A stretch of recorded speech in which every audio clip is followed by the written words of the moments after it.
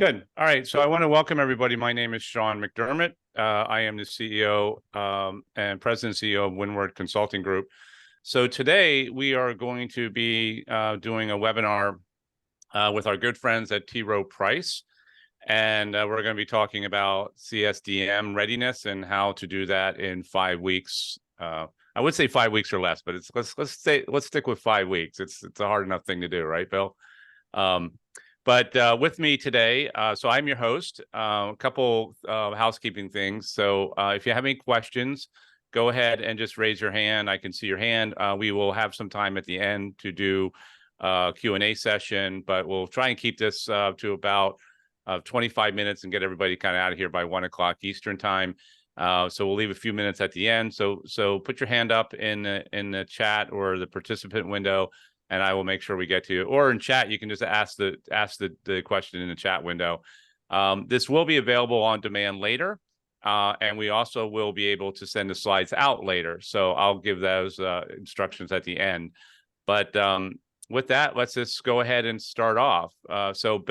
So with us today is Bill Heidel. Bill is the Vice President and Senior Infrastructure Operations Manager for Rowe Price and a longtime client of Windward. So Bill, thank you for joining us today. My pleasure. And also is Charles Semones. He's our Vice President of Solutions here at Windward, and he also runs our ServiceNow practice. So thanks for coming again, Charles, even though you didn't have a choice. Glad to be here. Good. All right. So, Bill, let's just start this off right away, right? So, I think everyone's heard of Rowe Price. I mean, you're headquartered in Maryland, and we're from DC, so we know you guys pretty well. But can you give us a little bit of foundation of Rowe Price, just to kind of put in context the complexity of your environment, and so people can kind of understand why this is so important to you guys, CSDM going forward. Absolutely. Thank you. For the opportunity actually to hype the company a little bit, the company that I love and have worked for over 20 years. Rowe Price is an independent global asset management firm, and we're really focused on helping people meet their long-term financial goals. We operate in over 52 countries with about 16 real, truly heavy presence in those countries. Over 550 investment professionals hired to do that. We have over 1.3 trillion in assets under management currently, and about 7,000 associates. A tremendous number of those associates do reside within our technical services operations area. And that starts to give you a little bit of hint about the background and some of the complexities that we deal with in order to have our clients be able to invest confidently each and every day. Globally, we are united around a single goal, and that's helping people close that gap between what they have and what they'll need so that they can live confidently. To do that is quite a logistical challenge, as you might imagine, although we can make it seem easy at times. Excellent. All right. So you're a really big bank, a really big financial institution. That kind of sums it all up right there. And I try to tell people who are not in the business that when you get into these very, very large global financial institutions, the complexity of scale is huge, right? And I think that's what we're going to be talking about here. So let's kind of jump into, so what are some of the future objectives of Rowe Price from a digital transformation perspective? Sure. I think from a digital transformation perspective, we are not unlike many of the other financial services firms out there, right? You're looking to do things faster, cheaper. Run rates have taken on new and greater importance after COVID, and doing all of that with those remotely connected workforce, right? So sharing that information, no matter where people may be located. As we continue to transform, you now bring some additional technologies to bear, not only in the workflow arena where ServiceNow is prevalent, but then how do you blend in some AI? How do you prepare with that AI to really leverage it in a way that's going to bring value to your bottom line? Rowe did have a very early adoption of ServiceNow. We started with incident and problem management over 13 years ago with ServiceNow. And so we've been transforming and automating for that entire period. At the time we started, one of the main selection criteria for ServiceNow was the fact that it was so highly customizable. And that highly customizable, as you recognize, year over year, right? As you continue to do integrations, as you continue to increase your capabilities across the board, you tend to highly customize your processes, and then standards develop. I like to use the analogy that there was 2 tracks over those 13 years for Rowe Price that developed. One track that our train of customizations were on, and another track of the standards. We saw those tracks divert at several points, and even though we were getting further and further away, those were bringing up problems and issues for us while we were still working well. Those next generation Tech Services Operations Center that's mentioned here, those are on the horizon now. This was about a year ago when we first, Charles and I first engaged and talked through this. And since then, we've put a lot more work into having that. It's a complete shift left for our organization, where this Tech Services Operations Center can handle a lot of the level 1, which means we need omni-channel support, that automation, a total alignment with the business, so we don't waste time, spin up with overlapping initiatives. Our incident management, being able to quickly resolve issues before they have major impact. And then our in-house APM solution, really used to manage the entire portfolio and attribute costs where those costs should be attributed. That's awesome. Thanks for that background. So Charles, let's jump into the meat of this webinar. As a company, Windward, we've been around for almost 3 decades, and we've seen a lot of CMDB projects. What is your overall perspective on CMDB initiatives? Well, I mean, a couple of the clear things that, we see customers, let's say, struggle with. I think 2 things are priorities and key. So the first one is understanding your existing data sources. So even though you might not have what is the constructs of a CMDB, you are using existing data sources today that align with configuration management. So a lot of cases where folks might come in or look at a CMDB overall effort, maybe they would start going down the path of doing discovery or another method, but really understanding the existing data sources and how you use that existing data. So that really leads into my second point. So one is understanding existing data and data sources. And number 2 is really having an end goal in mind. So, I mean, one of the things that you don't want to do is just build a CMDB for CMDB's sake, right? It's going to need to bring value back to the organization. Whether it be cost management or understanding what your services are providing, or defining product offerings or services and be able to measure those via SLAs, or improved operational performances relative to application services, and being able to hold people accountable to the data that they support. So having not necessarily all of them in your initial implementation, but understanding the scope of where you want to get value. What that'll help you do is, number 1, not bring in data into your CMDB that you don't care about, right? The worst thing you can do is create yourself data debt by bringing in data that you're not going to utilize for some function. And B, having a measurable state to go at the end. One of the things that we like to do is approach, what are the KPIs that you want to meet, and what are those measures? Let's build a dashboard before we even start. What are the things we're going to try to accomplish before we get to the end? And then you can measure your progress towards that as you work towards the CMDB. One thing that is clear is it's not a point in time, right? So it's not a singular project that you're going to deploy and deliver on a CMDB. You need to develop a process of management, governance, that you're going to, build a sustainable process that's going to maintain that over time. Because we may get it right today, but if you don't have the processes to sustain that through change management, config management processes, and tying it in with the rest of your operations, be it asset onboarding and other items, then you'll start to get drift and be in the same place you are today. Awesome. So Bill, let's jump back to you real quick, right? Because I really want to kind of get some context, because we're really talking about CSDM here, right?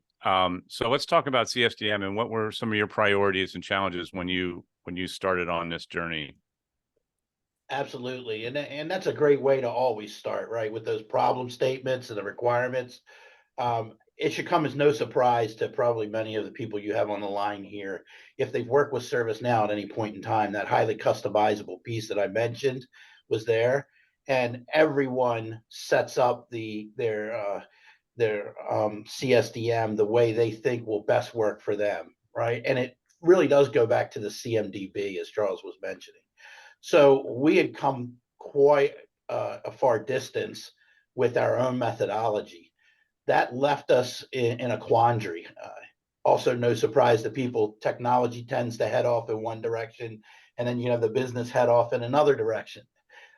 So it left us with this first challenge of we had these technical services that we have in play that we wanted to map to our business services. The firm underwent a huge business process mapping, and we said, this is perfect, right? Let's map everything into that so that we can align the entire organization. That was much easier said than done. We actually did not have an idea of how we were going to get from point A to point B in those. Those mapping and discoveries, we had a little over 300 mappings that we had done ourselves, but we did those mappings at a time where we were just trying to technically document what was out there. We weren't even thinking about aligning them to our business processes at the time. So our other dilemma was, how do we get those in shape that we can be useful to our whole business process mapping? And then some of the additional challenges there, we just couldn't align that to the business and the contribution that we made. One of the CTO questions, right, that are always there is, what are you delivering for the business and how much is it costing them? Two of the questions. Those things could not easily be answered, although we knew that that capability should be there. And then for us, we really needed to put a dashboard together or ways to show without some, picking on an expert that we had with legacy knowledge from their brain, in tangible methods that we could show not only where we were now, but our progress as we continued. The last piece there, and this is the one that is sort of the gut punch that I'll bet a lot of the people who are attending here today recognize, is we were watching the times for our upgrades taking 6 weeks, 8 weeks, 11 weeks, 14 weeks, because of this disparity that I was mentioning. All of that in the regression testing became very, very expensive. And then couple that with the fact that you want to stay current with the functionality that's being rolled out with the new product features and stay at least taking 2 of those upgrades a year, we were in some big trouble. So we needed to somehow overcome those. And we felt truly that the CSDM was our way, or our pathway, our bridge to getting all of these challenges addressed. Excellent. So that kind of rolls us into the next part of this, right? And Charles, I'm going to throw this back at you. So why is CSDM so important in this whole, migration? So, if you think about, the CMDB is kind of a bottoms up approach of, documenting and creating a data store around all the, CIs that you have within the environment.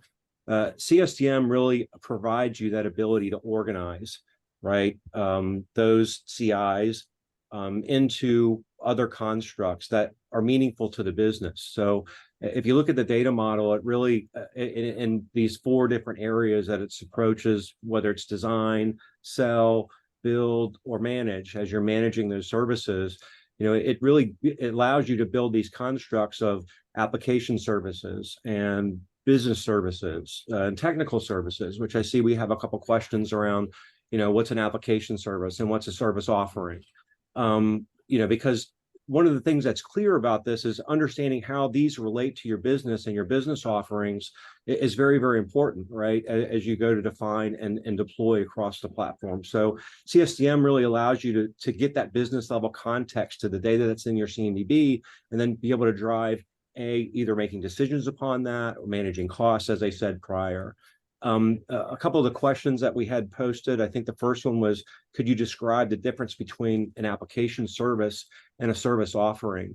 So anything that has an offering behind it, right? So whether it's a technical service offering, a business service offering, which are components of the CSDM model, those offerings are really things that you take to market. So you may have a technical service that you're providing, which may be made up of some hardware and some software and some other items. That's a total technical service that you're providing to, or that you have as a construct. Now, a technical service offering is an offering that you're taking to the public and you're selling it. So in addition to it having it's like an instantiation of that for a particular customer with an SLA aligned to it. So, I've sold this customer a gold technical service that they're utilizing, and they have a expected 1 hour, response time for an issue, or a latency for response time. So the offering, where you see offerings within the model, those are really your outgoing offerings that you're either providing to your customers or providing to internal stakeholders that have not only the service made up for it, an instance built for them to operate, and then an SLA that is aligned to that delivery. So I'm trying to answer a question and go over the slide all at once. Yeah. So as a real life example, I'll kind of, let me go and bounce an idea off you, Charles. So a service offering could be, say, an API data stream that you're providing to your customers for integration into your platform, so that they can basically bring those data feeds directly into their platform. It has API, has an SLA around the amount of the transaction speed on that. That would be a service offering. All the components that make up to that, the applications and the servers, those individually would be technical services that also need to be understood and mapped and monitored, and all those technical services then would get mapped to this API, broadcast or publication service that you offer to your customers. So maybe you're offering to private wealth customers that use, T. Rowe Price as a trading platform. Would that be a good example? Very close to actuality. Yep, that's very okay. Close. All right. Well, look at me. All right. So let's move on. So like the next question is, okay, so Charles, I'm gonna keep with you, Charles, for a little bit here, and then Bill, we're definitely coming back to you, so stay tuned.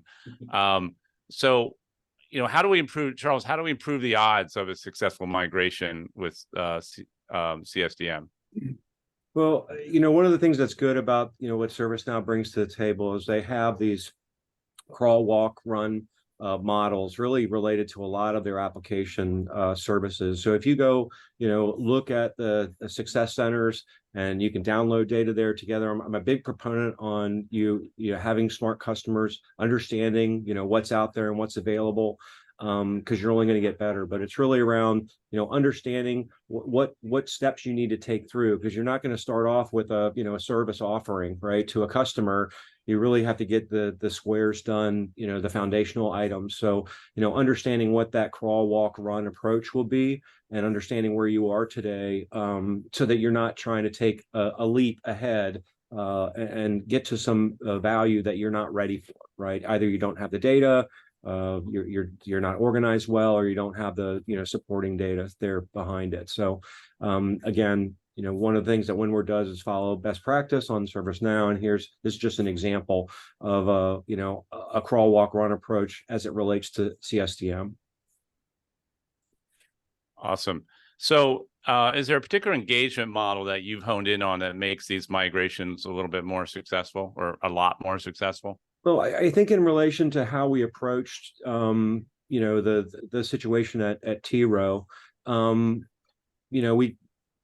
the team had really a little bit behind the eight ball, right, Bill? I mean, you had a couple fits and starts on getting the right outputs that you needed from an engagement around understanding the path forward for the team. So really starting with that assessment, we started with that assessment initially, then running through workshops, and then building the roadmap. So like a couple of the key things that are in these areas, and it even goes back to the questions that I'm being asked, right, that are showing up is, can you describe to me what a technical service is, or what is an application service? Almost every customer we go to, they struggle with this, and it may not be one for what Bill needed to implement for, maybe what another firm down the road needs to implement, right? And you may have some some small differences to how you approach that work better for your business. But one of the key things that happen through these CSDM workshops is developing that lexicon so that everybody can speak the same language, so that we can all have a common understanding is this is an application service. This is a technical service and how we're going to use it within the organization today. This is how we're going to define our offerings and what's going to make up the data that builds up that. So, in addition to doing the assessment and analysis of the existing data, really having that common language across the organization is really key for you to be able to move forward and deploy it across to everybody's understanding the rules of engagement, should I say, or how to define these within the teams. Bill, any commentary on that? Yeah, I think you nailed it. And one thing that I didn't highlight too much of that I'll take this opportunity to add before we jump to the next slide very quickly is the fact that we had 2 failed initiatives. And the second failed initiative right before we got Windward involved had failed so ugly, it was in the middle where the service partner literally just threw up their hands and said, we can't connect the dots either. And enter Windward, and your real power did come through the process because we ironed out the kinks that we needed to in our discussions early on, right? In our workshops, we were able to kind of hammer out, and it's a give and take. And Windward really was our guide through that whole part. Instead of specifying, they led us through into the area. And then once we all started speaking that common language, it was much easier to really create momentum around the bulk of our data and what we were trying to accomplish. Yeah, so I mean, I think as you draw that, it's really a training, right? It's a little bit of training that your organization needs to go under, and coming up with that common language. Now, the definitions are there, right? ServiceNow has them defined. The data structure is solid; it's there, but it's really how you need to apply it within your organization and with the terminology that your teams use, and how do we relate those together. And once that's done, then the process becomes a whole lot easier to move forward, because it's really a stumbling block to starting.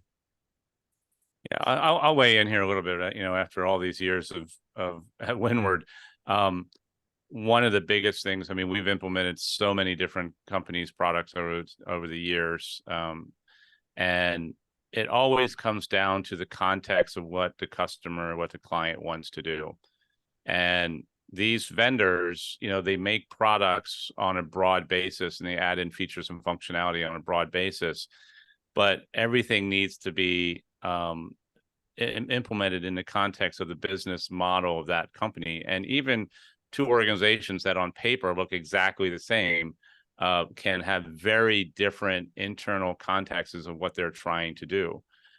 Because they may have different competitive models that they're trying to build to. They may have different people that just have different ideas on how to do things. We see that all the time. Somebody worked at a company for 15 years and comes in and takes over a leadership position and changes the direction of where they're going to really morph to that new vision of that leader.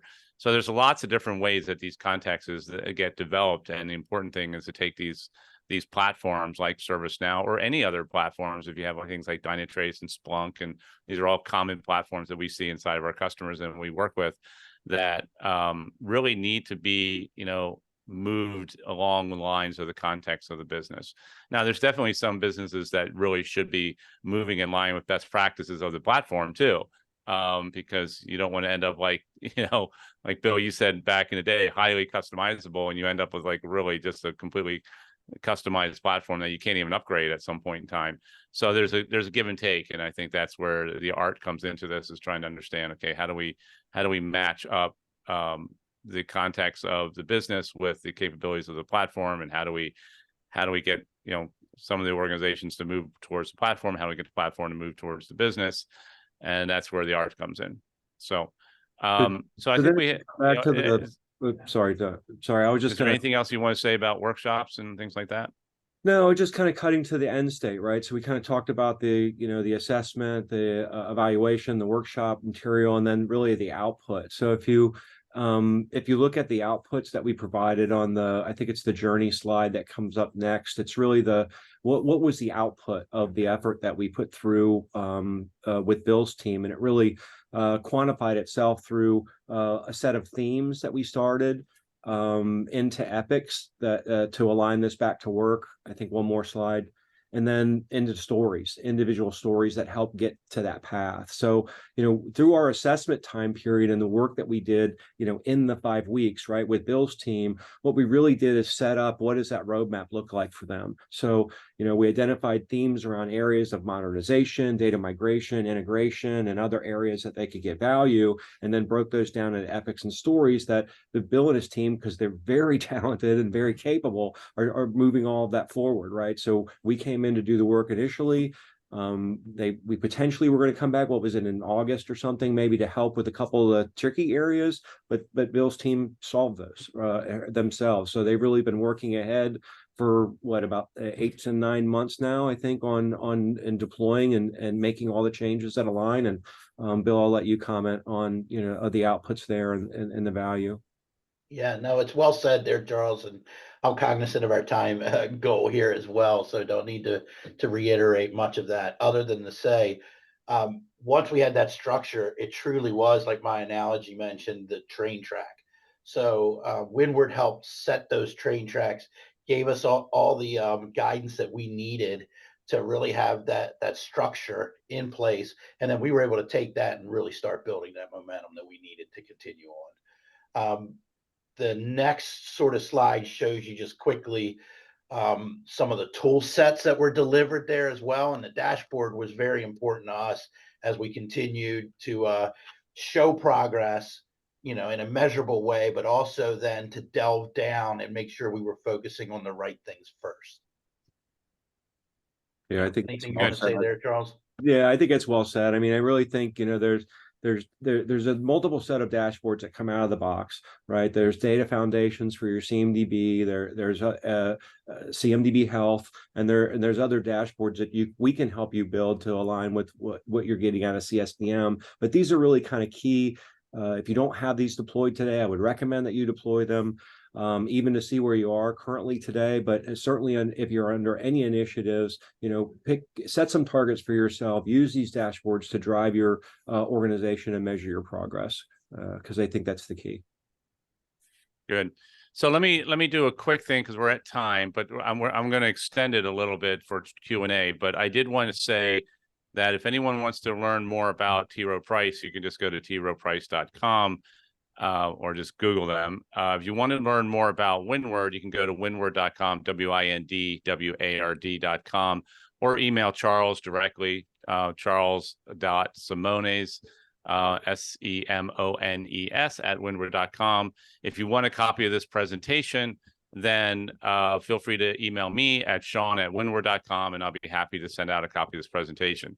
With that, if people want to drop off, they can, because I know we're at time.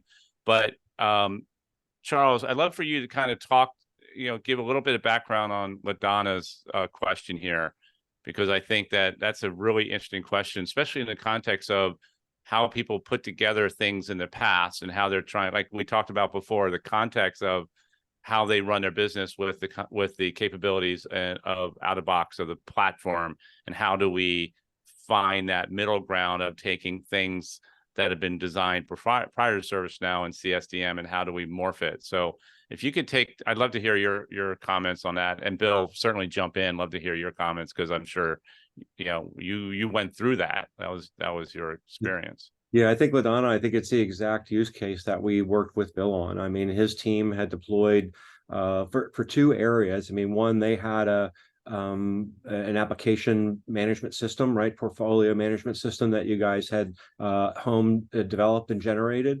that needed to be aligned as well with, what we were undergoing. And then, the data model that they had built within ServiceNow that didn't align with CSDM. So, Bill, that is certainly the approach that we need to take, and understand, what data elements you have, what data elements are required in a technical service versus the application services. And that's the kind of work that we would go through throughout those workshops. But Bill, what's your comment on that? Yeah, I think it also greatly depends too on how far you're expanding into your organization, awareness about what data you have and its usefulness, meaning when you're within technology, and our system was really about technical operations, right? Our IT operations. We have another customer facing instance within T. Rowe Price. But as we were trying to move into more of the business aspects, aligning things, showing value to the business process, business people don't think the same way IT people think. And we had great definitions for the way things meant to us from a technical service. But we really needed to go through this process to align everything so that we knew we could take that next functionality, right? The next upgrade, and we didn't have to do a ton of regression testing. We weren't going to break things, right? Because of the way we thought about them. So I would caution you, and I think it is a great question. It's really, you do not want to shortcut this process. You need to walk through it. And walking through it, you're also going to identify other areas where there's misalignment that you didn't know was misaligned before. Good. And Madonna, yeah, it is funny until it's not. That's right. um, and I think we have one last question on from Anonymous. So Charles, you want to take that one? Okay. I'm just reading the question now. It's saying, is a technical service the group responsible for the service? But you know, it does not have to be that way, right? So a technical service can be made up of a bunch of, you know, sub items, right? That whether it's a software item or infrastructure or hardware.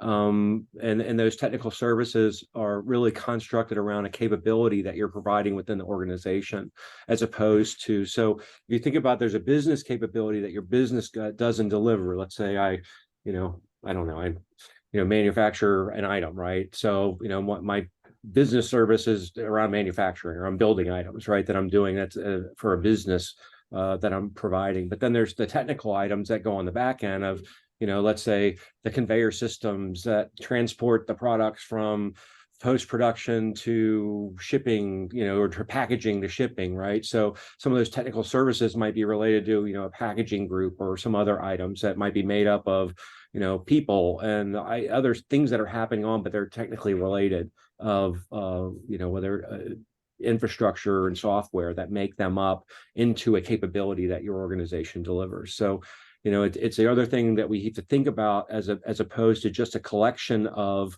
particular softwares and particular hardware, but, you know, we start getting this idea around, you know, what capability and what service is being provided from that.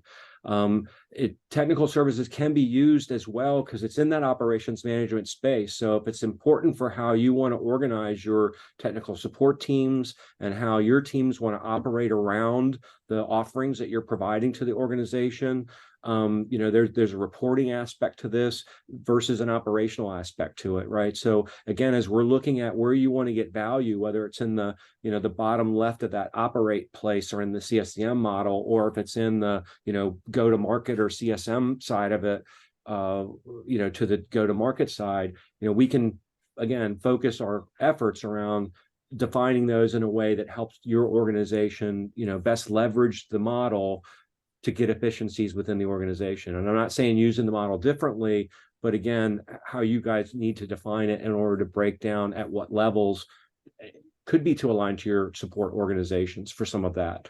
But it may be to assign for, you know, a group for incidents that might come in.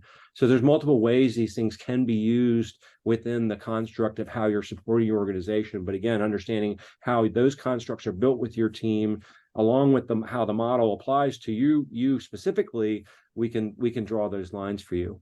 So hopefully I've answered your question. Yeah, I think my opinion on this is that, you know, the specific question is a technical service the group responsible? I think it's very synonymous, right? Because you can have, like on the slide that we're showing right now, technology service, hosting services. There may be a group called hosting services, but the hosting service could also be very much a delivery mechanism of compute power, right? So it's, I don't know if there's any right or wrong answer in the end, but I mean, I have seen organizations where hosting service has been under the infrastructure management group, and not called, but still called hosting, a hosting service. So I don't think like I said, I don't think there's a right or wrong answer in the end. It's just, again, this goes back to how do you want your business to run and what's the lexicon, right? We talked about that earlier, right? And I'm a real stickler on that. And Charles can attest to this in some of the meetings we have internally at Windward.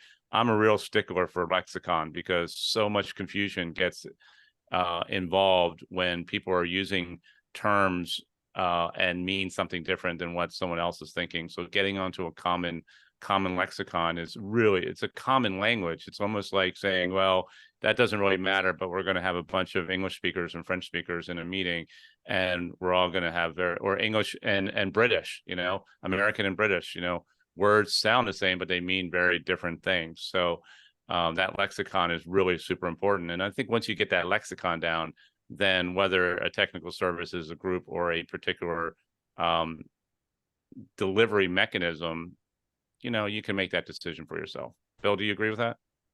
Yeah, I do. And I think if I can make an overly simplified answer, maybe to all of that, we just found that our technical services are those things that we're delivering as a technology organization to our business partners. And the business processes are all the ones that use that. So we knew from an incident management, hey, if this technical service is impacted, what are the different business processes that can't get done until this is back online? Right. And that kind of gave us that nice fan out for our map and being able to understand the relationships. Yeah, good. And Well, LaDonna, with that, I think we're over time. We're 10 minutes over time. So I apologize for everybody. Go a little bit long on lunch today. But if you've got, I know, Charles, you wanted to jump in here, but if you've got any questions for us, again, you can email charles.semones@windward.com. You can email me, Sean, at windward.com.